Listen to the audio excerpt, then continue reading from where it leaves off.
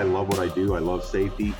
OSHA, I respect and I follow. I don't agree with everything they say. Trust me, we still got to build the job.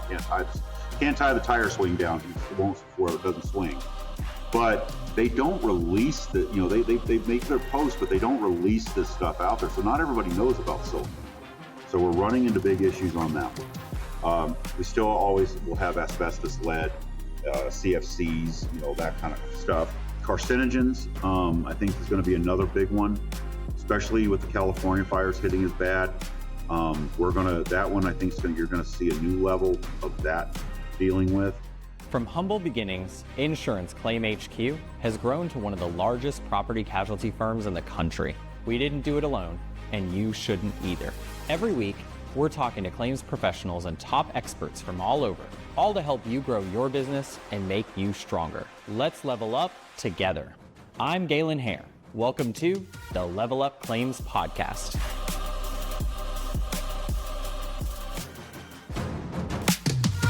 Too many claims professionals focus on scopes and settlements, but they ignore the real risk that starts the moment they step on a job site. From fall hazards and toxic exposures to overlooked OSHA violations, one wrong move can lead to injury or a lawsuit. Today's guest, Kevin Dandridge, is the owner of One Life Safety, and he's a trusted advisor to contractors, public adjusters, and yes, even attorneys across the country. With decades of field experience and courtroom-tested insight, Kevin helps professionals walk the talk when it comes to safety, because protecting your crew is just as important as protecting your claim. Let's welcome Kevin Dandridge. Kevin, welcome back. Thank you. I'm just happy to be here. I can see from the video you've been exiled to the shop. You said your family took over the house, huh? Yeah, we're up at the ranch in Montana, and all the family's here, all the kids, and I got exiled to my shop, which it's actually my happy place. So. Yeah, I hear that. Actually, one of my favorite areas of the country, I like Wyoming, but there's so many similarities between Wyoming and Montana. It's also less people, more space per capita in Montana and Wyoming than any other states in the union. Yeah, it's nice because you still know all your neighbors, and it's back to like what I grew up in Arizona, where on the ranch there, and everywhere you go, it's. They always say how you act at Christmas is how you should act all year. Well, you need to come to Montana or Wyoming, and that's how people act all year. Yeah, good folks all the time. Fantastic folks. Y'all should definitely check it out if you haven't been, but don't move there. People like Kevin do not want you all to move there. Don't come ruin my happy place. There is great space. So, let's kind of jump into it. We don't really have to cover your background. We've had you on. I think everyone knows who you are. You gave this amazing presentation at the summit, and we wanted to kind of dig a little deeper, talk about some of those micro things. And one of the things you talked about is safety starts before you even get to the job site. Correct. I have said for years, safety is not a priority. Safety is a culture. It is, if you don't start safety from the get-go, you cannot, because you can reprioritize everything. You can reprioritize a job site, you can reprioritize the financials, but if you don't have the safety frame of mind from day one on any project, it's never going to take hold. If you don't look, I tell people all the time, especially in this industry, that if you don't look at a job when you first get there and go, is it even safe for me to walk on? You go to a fire, you go to a structural damage from a hurricane or a tornado or whatever. Don't start looking at the damage as how do we repair, look at it as how do we attack, because you don't want to walk into a building that's not structurally sound, that's not, it's not chemically sound. Your long-term health, whether it's physical, mental, respiratory, whatever, is more important. Long-term effects of safety are so much more important than just the immediate thing. PPEs for the immediate, but you got to look at, am I going to be around? Like we talked about in the last episode, retirement age is getting older, It's getting, more and more out there for us. We need to be able to be around to do what we do longer. So yeah, that's how I look at it. And then once we're done doing it, we want to actually enjoy our life. Yeah. You know, I, as a lawyer, I see these things, Kevin, and I know you see them in your field, but I think a lot of folks don't. I see these gentlemen that retire in their 60s, their 70s, right? Some of them are lucky enough to retire in their 50s. Yeah. And their quality of life is just sad. Sad is the only word I can think of, because it is hard to watch them. It's hard to watch them stand up. It's hard to watch them walk across a room. It's impossible to watch them pick up their grandchild because they can't. Yeah. And sometimes it's really sad and really depressing to watch that their lungs are in such poor health now because of the things they were breathing in on the job site, that they can't even sit down and just take a few normal breaths anymore. And it's true. Story from back in my past. I was just out of high school, lived in Texas, had a hailstorm. I was at my grandmother's house. We had a roofer there, Bobby. I'll never forget him. Little short Italian guy, great attitude, great guy, bent over all the time. And he asked me, he goes, when you get off work, if we leave all the debris on tarps, would you, at the end of the day, when you get off work, come throw them all in the dumpster, their haul-off trailer, and I'll pay you? And I said, absolutely. Of course, I was young, and money's money. And I did that. And then, like, towards the end of the job, I remember asking him, because he was a roofer and he made good money, he drove a nice truck, and all that. And I'm like, how old are you? How long have you been doing this? He was 32 years old and couldn't stand up straight because he'd been working as a roofer since he was 16. And, this is back carrying shingles up the ladders, and, nobody was preloading. And he was like, yeah, he goes, if I see 50, it'll be a miracle. Now, I don't know whatever happened to him, but I will tell you, at 32 years old, he looked 50. And you've got to, and I'm not getting on the whole health kick, but when you're in this industry and you're in construction, you've got to take care of yourself. And whether you are the physical guy doing all the physical labor or just going into these buildings, go up one stairway on a structural damage or on a fire damage that has structural damage and have that stairway give way. That may be the last time you walk or walk normal.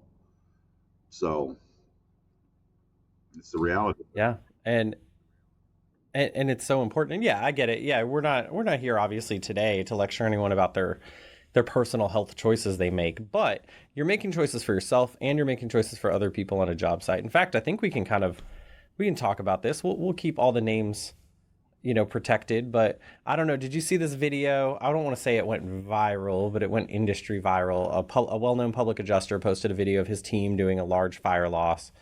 Another building consultant got upset and posted, so I'll give you the names. I don't care because, whatever. So whatever. Jack Hanks posted a video of his team at a fire loss. Jason Elmer commented that this was stupid and it was dangerous. And then Jason Elmer looks like he had a couple of beers and then did a response video. But without you having seen the video, we don't need to talk about the specific videos. But what we can talk about is these fire losses, because they're on everyone's mind right now. These wildfires are going crazy. Mm-hmm. Fires happen all over the country for all sorts of reasons. And we often see in this world, we're so excited to get a fire claim. The adjusters, the contractors, the lawyers, they literally just all pack up and go to these large loss fire claims and go look around. And some of them post their social media videos to show off. What kind of things do we need to be taking? We talked about mindset. It has to start at the beginning. So walk me through what my mindset should be if I get invited to a large loss fire claim. So you get invited to a large loss fire claim. One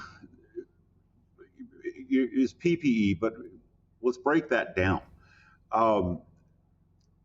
Respirators. You don't know what was in that fire. In that building, I've been in commercial buildings that had really nothing in them. Paper, cardboard, standard carcinogens.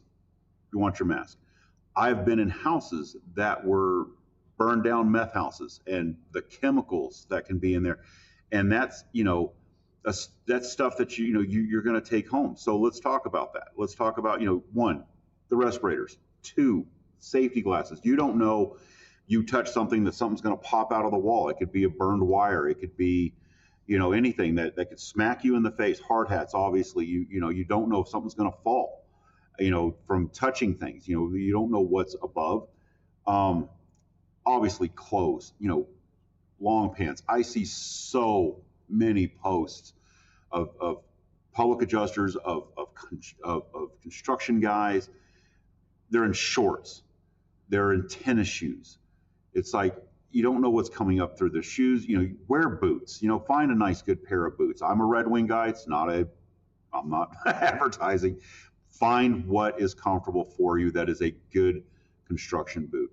And in all honesty, maybe think about taking a change of clothes to put on after you're done, so you don't take what was in that building home to your family. I worked at a lead company in Arizona for a short time doing safety, and you had to change clothes every time you came out of the lead rooms, the processing plants, even to go to the restroom. You had to go into a room, change, put on something else, to leave the room, to go to the restroom, come back, change, to go back. So to even go urinate was a 20-minute process. You got to make sure that you're not taking home anything to your family or to the hotel, because we know how well rooms honestly get cleaned, us travelers. I don't want to go into something that's been carcinogens and methanol and all kinds of other stuff laying around in it. So think about taking a change of clothes. I mean, I'm not saying put on a bunny suit to go in the damn thing, especially you get into the really bad climates, the hot climates, California, Arizona, Texas. Man, those suits they'll dehydrate you quicker than, in anything. So, but having a change of clothes. You lose 5 pounds just doing the inspection. Yeah. In a heartbeat. So, it's like a sauna suit. Yeah, it really is. It's those suits are wild. Okay, so we got like our respirator, which I agree. You got to have the respirator, got to have the hard hat. People don't especially these large losses, like residents too, but these large losses, there could be a lot of people there, right? And I think people don't think about that. Like one group goes up to the second floor while you're on the first floor. Someone literally could fall down through on top of you. Oh yeah. Like it can happen. Look, I tell people all the time, I'm not a small man. You want something flexed, I can flex it when I walk on it. And you don't want me on the second floor above you on a fire loss, not with a wood deck. You don't know what's going on. Same with the roof. You got guys, because you're right. You can have. I've been on jobs that there's 30, 40 people, representatives, experts, from both sides. Everybody's there, and they're spread out. And you're right. You get on a large loss fire. You could have people on the roof. You could have people on the second floor. You could have people on the bottom floor, and they're all walking around. And again, you get that many people sticking together, adding all that weight on a floor or on a roof can change things. You got to really look at the structure. And for those that are first timers jumping into fire claims, start learning what a fire actually looks like. I just became a volunteer firefighter up here in Montana. And one reason they brought me on at my age, at my size, is my training, my background, being able to assess for the younger kids that are coming into it, going, look, you got to look at the alligator, look at the alligatoring of the wood, look at the structure of the wood, look at the, are you seeing exposed nails now because the wood's been burned away enough that now you can see the nails?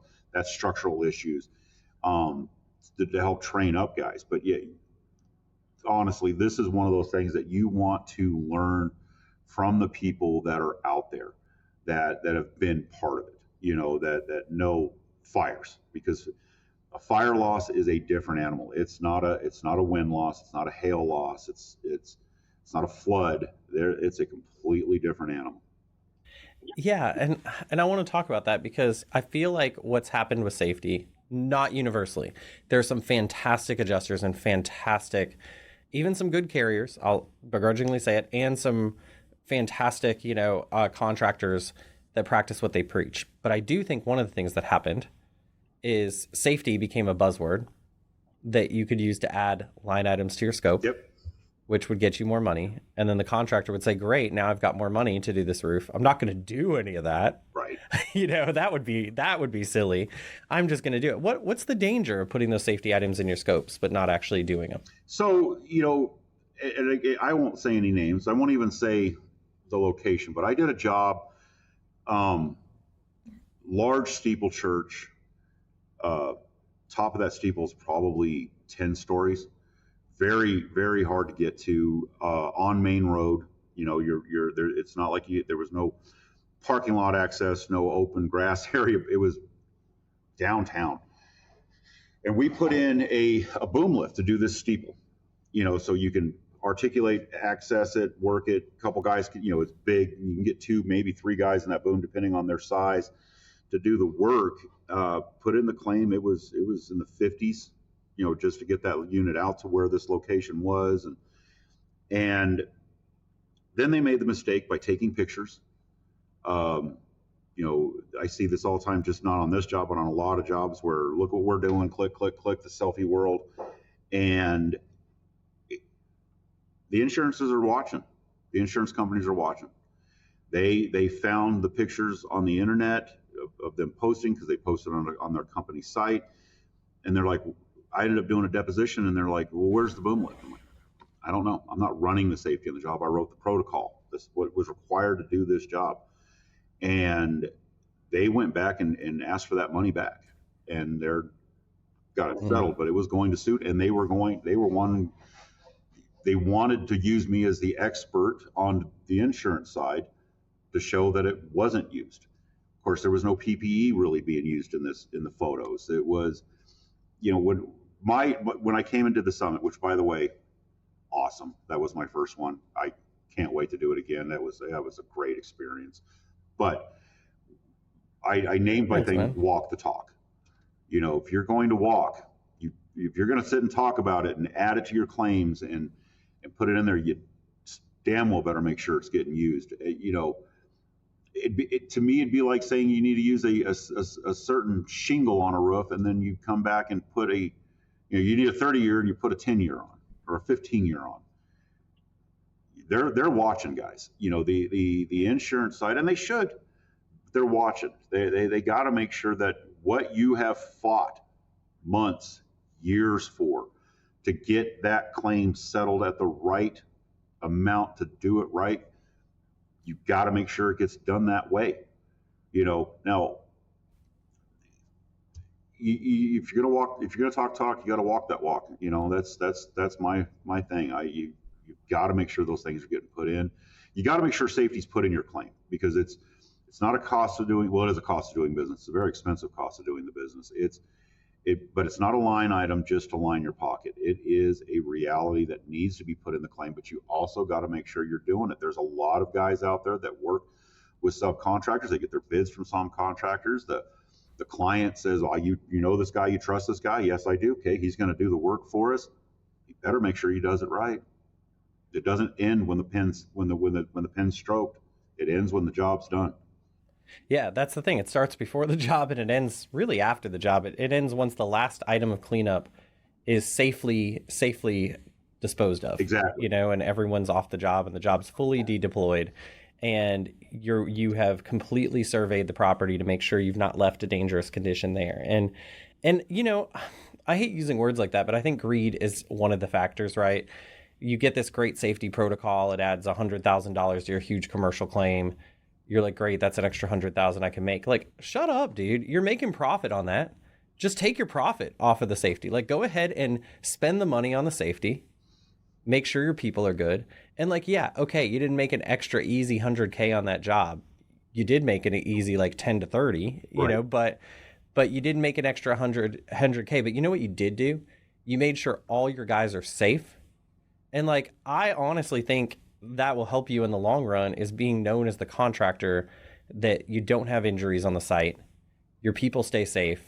They work for you longer, which, by the way, it is expensive to consistently replace people. Oh, yeah. And they're not always looking around for a better job, because I'll tell you, even if you don't pay the best, that roofer that gets up there and feels secure 100% of the time and knows they're safe and knows they're taken care of and knows that they're not going to be in an injury, they get a better job offer, a quote unquote better, higher job offer at another roofer, and they go out there and they're not using any fall protection and they don't have anything supporting them, the smart ones are coming back to you. And the ones that don't come back to you because they're just happy to have that extra $100 a day, don't worry about them. Yeah. No, exactly. And to be honest with you, I do work for a drywall company in Arizona. I do all their safety. They are safety conscious. They get the big jobs. They get the massive jobs. And they do. Drywall is a it's a cyclical thing. They're always the guys are always moving around where the work is, but they'll leave for $5 more an hour, or so much more money a job, or whatever. But they always come back because they're like, I wasn't happy over there. I wasn't safe over there. They made us do stuff that we were uncomfortable with, and they come back. And I will also throw in, right after the summit, I went over to Houston for a public adjusting firm that paid me to come teach an OSHA 30 class to their contractors that they like to work with for their roofing companies and such. So they want everything above board. They want those guys going home. And to say that in the state of Texas is a big thing, considering you don't have to be licensed to do crap, and these guys are running around doing whatever they want without responsibility. Yeah. That's a big thing that the roofers came in and said, we'll take this class. We want this class. And those roofing companies are now wanting me to come teach their guys in the field, the actual hands-on laying the roof guys, their OSHA 10s, so they have that knowledge to go do that job, whether they stay with that company or not. I'm saying, to me, that's a huge, huge step. This isn't unions on the East Coast. This isn't, California, where safety's a whole new world. This is Texas going, it's time. We got to step up our game. And let's talk about that a little bit, because we are kind of nearing the end of our time, and we could talk about this for hours. You could talk about this for hours. I could just ask questions for hours. But asbestos, silica, lead, these are like regulated current materials that you have to deal with on a job site. But like, what are some things that are either like lesser known that are regulated, or things that you think are going to be regulated over the next few years? So silica has become the new one. That's the new asbestos. Silica is, that's, everybody always thinks of concrete, cutting concrete, that kind of stuff. But silica has also been found now in drywall. So now drywall has taken on a whole new perspective of removal, install, all the silica issues. Now you're in full mass. You got to do containments, all of this stuff. So that's the new one out there. That's the new toy to be playing with. And again, I love what I do. I love safety. OSHA, I respect and I follow. I don't agree with everything they say. Trust me, we still got to build the job. Can't tie the tire swing down. It won't before it doesn't swing. But they don't release they make their posts, but they don't release this stuff out there. So not everybody knows about silica. So we're running into big issues on that one. We still always will have asbestos, lead, CFCs, that kind of stuff. Carcinogens, I think is going to be another big one, especially with the California fires hitting as bad. That one I think you're going to see a new level of that dealing with. The other thing I'm kind of keeping an eye on is the foam, spray foam, fire foam, that kind of stuff. I did a job in Florida. It was a historical museum for airplanes where they had an accidental release of the suppression system, fire suppression system.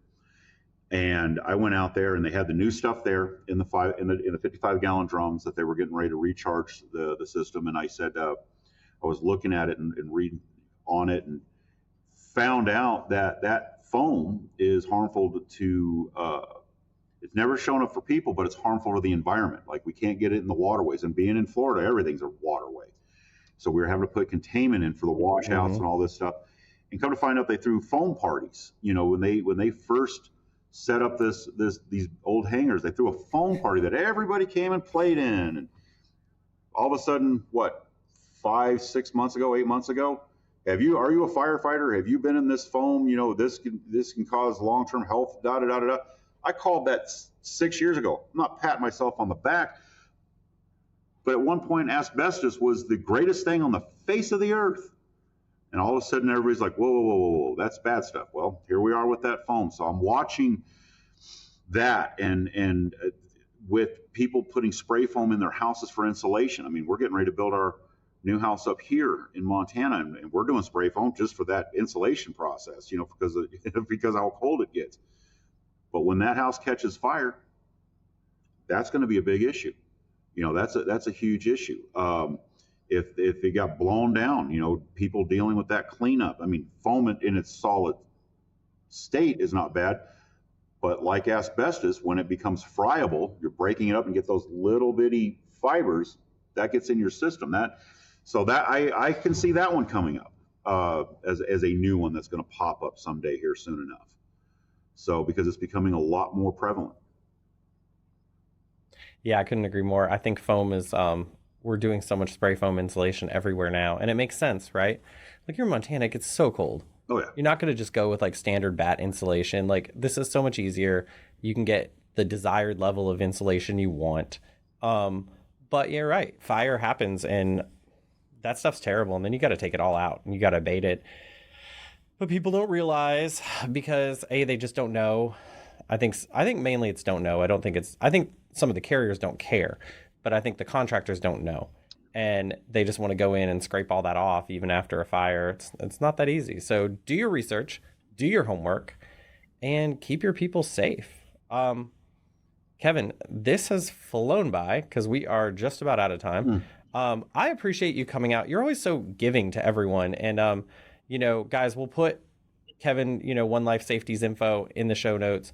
If you heard some things today that were surprising to you, or you agreed with that first statement about starting in a safety mindset, but you don't know where to go, like, this is who you go to in this industry. This is who will help you. If you agree with the fundamental statement that you should be in a safety mindset, but you're just not sure how, this man's your man. Now, if on the other hand, you just fundamentally disagree with him, don't waste his time because he will never get through to you. I mean, am I wrong, Kevin? No, trust me. I have people all the time because, I'm on Facebook and such, and I used to post a lot. I chimed in and I will say the keyboard haters, everybody has their opinion. And I am one that respects everybody's opinion. Because you can say something and I'm like, oh, you know what? Let's go think about that. Let's go. I'm all about that. But yeah, I quit posting a lot, all the time because you can have your opinion, but I don't need 40 emails telling me, your opinion. Give me your opinion. I can talk to you about your opinion and we can always agree to disagree. I'm from the generation of I don't have to like your opinion to respect your opinion. So. But yeah, it's if you're right. If you're gonna sit and go on blast and just lose your mind, yeah, keep your comments to yourselves. State your one little statement and move on. Yeah. Go find somebody else to yell at today. Because I have a wife and 3 call daughters. Call the man if you're actually interested in safety. I bet you do. Kevin, you've been so great. Before you go though, would you mind telling us? You answered it once before, but I'd like to hear your answer now that we've got some space behind us. What does it mean to you to level up? You know what? Level up to me is you got to grow, and leveling up is always keeping your mind open to opinion, just like we talked about, taking that and then stepping it up. That's what leveling up is when you get past your personal comfort zone and take it to the next level, look at the next level, whether it's business, family, your hobby. That's leveling up, taking yourself to the next level. Because like you said, and I'm not doing this, but like you said, I'm always willing to give. I'm always willing to be there for somebody who needs some help and needs some answers, and paying it forward. That is me. Leveling up is when you can take somebody to the next level with you. That's the plus. That's I'm sorry, but that's God's hand reaching down and saying you're taking somebody with you. That's leveling it up. Could not agree more, Kevin. Kevin, thank you so much for your time. You've been amazing. No, thank you. I always love coming here. I hope to do it again. I'd like to thank Kevin Dandridge for joining us on the podcast. What he said could not be more correct. Safety is a mindset. It's not just a few scope items. It's not just something you do. So you really have to start that before you even get to the work site. And then you have to think about that consistently. And it's so important because at the end of the day, you only have one you and your workers only have one them. So do you want to be the contractor that makes a little bit of money now but ends up having to retire at the age of 35 or 40? Or do you want to be the contractor that has a long career and spends the rest of your life taking care of your kids and your family? Follow us on Apple, Spotify, or your favorite podcast player.